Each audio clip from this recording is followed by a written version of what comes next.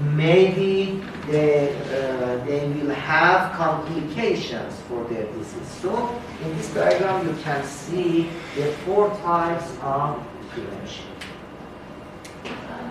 So again about primordial prevention, after discussing and after explaining about 2 pictures, I think that these statements are clear. This is a prevention of development of risk factors in a population group which have not yet appeared. Please pay attention. So again, preventing development of risk factors. So in place that we don't have any risk factors, any activities relates to primary prevention. To primordial prevention. And a special attention is given preventing chronic disease. It means that primordial prevention is very helpful for chronic disease like cardiovascular disease, cerebrovascular disease, diabetes, etc. We can discuss more.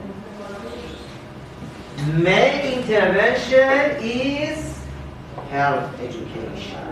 Health education is an activity. Yes. Imagine that you have health education for children who they don't have any risk factors for some diseases. Yes. So your activity, your health education is a kind of primordial.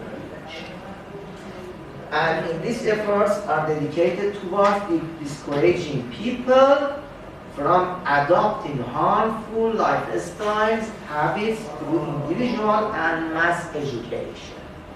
Yes. So with health promotion, with individual education, with mass education, all of them, we are able to do primordial prevention. Again, primordial prevention, a relatively new concept. Let's pay attention, a new concept. It's receiving a special attention in the prevention of chronic diseases like obesity, hypertension, and they can prevent children, for example, for early origins of chronic diseases. Because we know that in childhood, a lot of risk factors can install based on unhealthy lifestyle or unhealthy behavior in adolescence or in adulthood living. Yes. Primordial prevention begins in childhood when health risk behavior begins. So, parents, teachers, and peer groups are important in health education for children. Yes. And there is another picture here.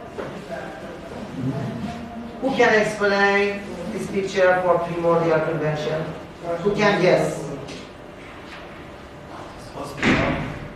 Maybe hospital, maybe your school, maybe your... They are cleaning the air, ground, so any pathogens or microbes cannot be there. And of course they are using residual components to prevent that bacteria or any pathogen to be there. Yes, but what about this? Ayasan, what about this? No. Somebody else. Who can explain? There is the main point is this. Water here and back here. Yes. Who can explain? Who can guess more? Ali Hassan missed his opportunity. Who can guess about the relationship between primordial prevention and primary prevention? Please? Yes? No? Nothing? Who can explain? You mean finding the source of the problem is better than? Sure. Great. Thank you very much. What's your name? Yes. Thank you very much. Miss Mojde Adham. Yes. You can get a point, a positive point. Yes. Please explain more for other people. Yes, if you guess correctly, please. Finding the source of problem is better than doing,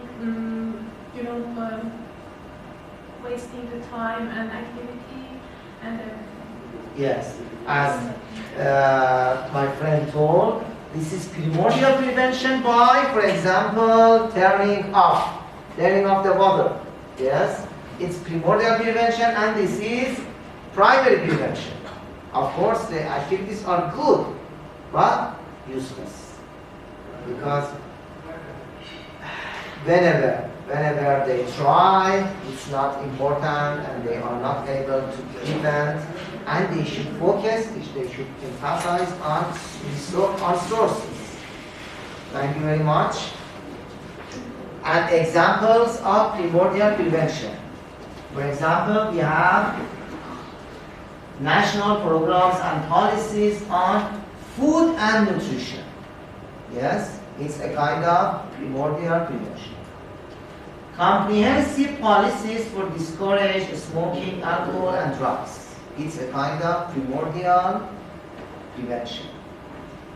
To promote regular physical activity is a kind of primordial prevention. Making major changes in lifestyle, for example, for child, it's a kind of and a type of primordial prevention. So what about the vaccination? Yes, just a moment, we should wait. Yes, great question. We can get to immunization and vaccination in next step. Again, health education to improve healthy habits and health consciousness in the community, a type of primordial prevention. Improvement in nutritional standards of the community, it's a kind of primordial prevention.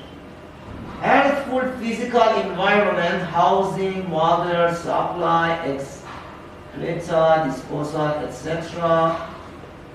Good working condition, periodic selective examination for risk population, all of them are primordial prevention. And of course, we have some different strategies for primordial prevention. One of them is mass strategy or population strategy. In population strategy, we target all people. Yes, all people, whole population, irrespective of individual risk factors.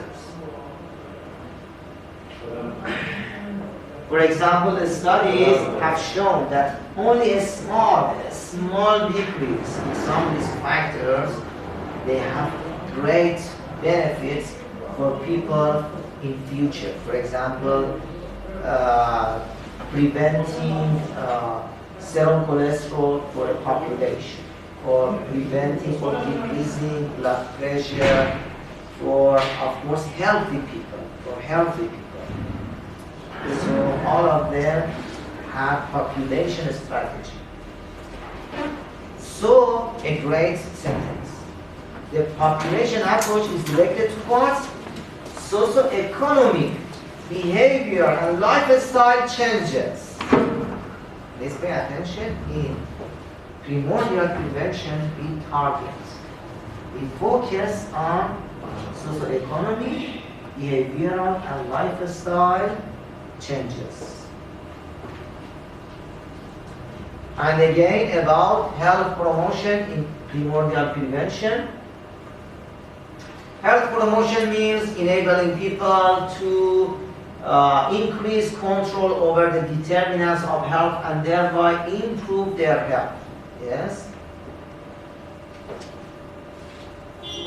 So, in health promotion, we focus on hosts of disease. Of course, in the in where people, they don't have any disease, or Health promotion means process of enabling people to increase control over and to improve health. And again, health promotion is the process of enabling people to increase control over and to improve health. Again, well-known intervention for primordial preventions are, for example, health education, environmental modification, nutritional interventions, and lifestyle and behavioral changes. So in next step, we are going to speak about primary prevention. So imagine here, imagine this picture. There is some risk factors. In primary prevention, we have some risk factors. For example, obesity. Obesity is risk factor for hypertension. Or maybe snacks. Having snacks. Eating snacks. Yes? It causes dental caries. Yes? So, in the definition of primary prevention is action taken prior to the onset of disease, which removes the possibility that a disease will ever occur. So we focus on pre-pathogenesis in primary prevention.